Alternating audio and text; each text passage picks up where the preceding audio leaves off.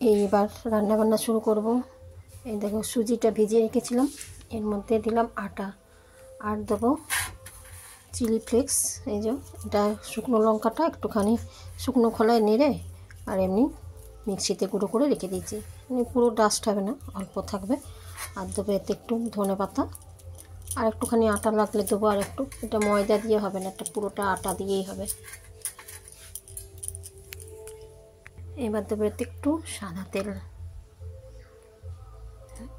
একটু দেবো নুন, নুনটা তো পরিমাণ মতন হবে। এবার এটাকে আমি ভালো করে মেখে নেব। এবার জল লাগবে, অল্প অল্প জল দিয়ে মাখবো। এই দেখো মাখা হয়ে গেছে, এটাকে একটুখানি সাদা তেল মাখিয়ে এখন রেখে দেবো কিছুক্ষণ। এরকম শক্ত শক্তই মাখাটা থাকবে।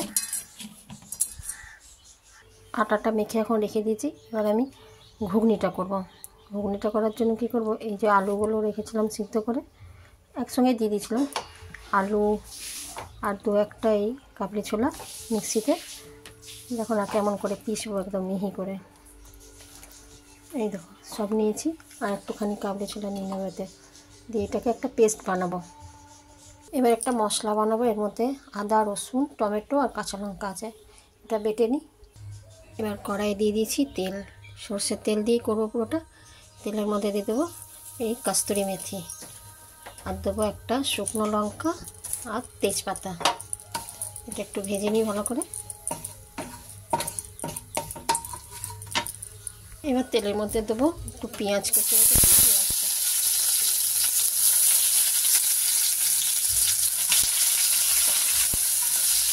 পেঁয়াজটা ভাজা হয়ে গেছে। এবার আমি এই বেটে রাখা মশলাটা এতে দিয়ে দিচ্ছি।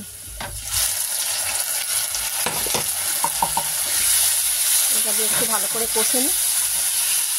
এবার আমি এর মধ্যে দেবো নুন, হলুদ, রেড চিলি পাউডার, বাতাসা দিলাম। এবার এটা মশলাটা খুব ভালো করে কষতে হবে।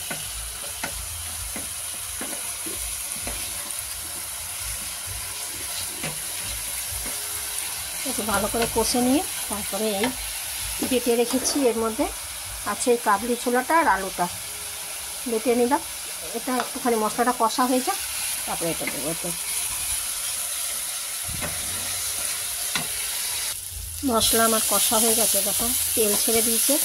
এবার আমার পেস্ট করে রাখা আলু আর বাদামটা আছে, বাদাম হচ্ছে কাবলি ছোলাটা পেস্ট করে রেখেছিলাম, এটা দিয়ে দিলাম। এটা এবার একটু ভালো করে এটা নাড়াই। একটা গ্রেভি হবে ভালো মতন, অনেকটা ভালো করে নাড়তে হবে। নাড়তে নাড়তে তারপরে আমি সেদ্ধ কাবলি ছোলাটা দেব। গ্রেভিটা দেখো কি সুন্দর হয়েছে।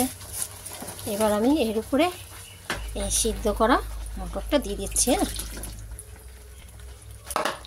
একটুখানি ফুটুক ভালো করে, তারপরে এর উপরে একটুখানি ধনে পাতা দেবো, দিয়ে নামিয়ে দেবো। এই দেখো আমার হয়ে গেল কাবলি ছোলার ঘুগনি।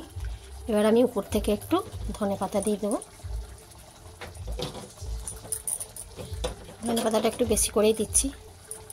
এখন গ্যাস বন্ধ করে দিয়ে ঢাকা দিয়ে রাখবো, খাওয়ার সময় এটা পরিবেশন করব।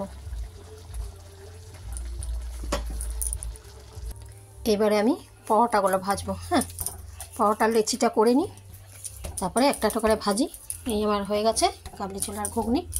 কেমন হয়েছে বলো। এই যে পরোটা বেলা হয়ে গেছে, দুটো হয়েছে তাওয়াতে দিয়েছি। এই দুটো একটুখানি ভালো করে হালকা হালকা করে উল্টে পাল্টে সেঁকে নিই, তারপরে অল্প তেল দিয়ে দিয়ে ভাজবো। দেখো কি সুন্দর পরোটাগুলো হচ্ছে, মনে হবে যে এটা আটা দিয়ে করছি, ময়দা এক ফোঁটাও দিইনি। আর এটা ময়দা দিয়ে ভালোও লাগবে না খেতে, আটা দিয়েই ভালো লাগবে। আমি আটা দিয়েই করেছি আর আমরা আটাটাই খাই বেশি। দেখো হালকা হালকা তেল দিয়ে একটুখানি লাল লাল করে ভাজবো। একটুখানি তেল দিয়ে একদম কি সুন্দর হয়েছে পরোটাগুলো। এই দুটো ভাজা হয়ে গেছে, এই দুটো তুলে নিই, বাকিগুলো ভেজে নিই। এই দেখো আরও দুটো ভাজা হয়ে গেল। এবার আমি আস্তে আস্তে খাবার বাড়তে থাকি। হ্যাঁ, এই দেখো খাবার বেড়ে নিয়েছি। এই ঘুগনি আর এই যে পরোটা করলাম, সাথে একটু স্যালাড করেছি, শসা, পেঁয়াজ আর ধনেপাতা। আর এই ঘুগনি আমার। কেমন হলো আজকের আমার দুপুরের থালিটা আর আমার আজকে রান্নাবান্না কেমন লাগলো তোমাদের ভিডিওটা? আর খাবার দাবার যদি তোমাদের ভালো লাগে তাহলে একটা লাইক কমেন্ট করে দিও। তোমাদের এই সুন্দর সুন্দর কমেন্টের অপেক্ষায় আমি বসে থাকি। ঠিক আছে, চলো তবে আমরা খাওয়া দাওয়া করি, আবার দেখা হবে অন্য কোনো ভিডিওতে। সবাই তো তখন ভালো থেকো, সুস্থ থেকো। Bye, tata.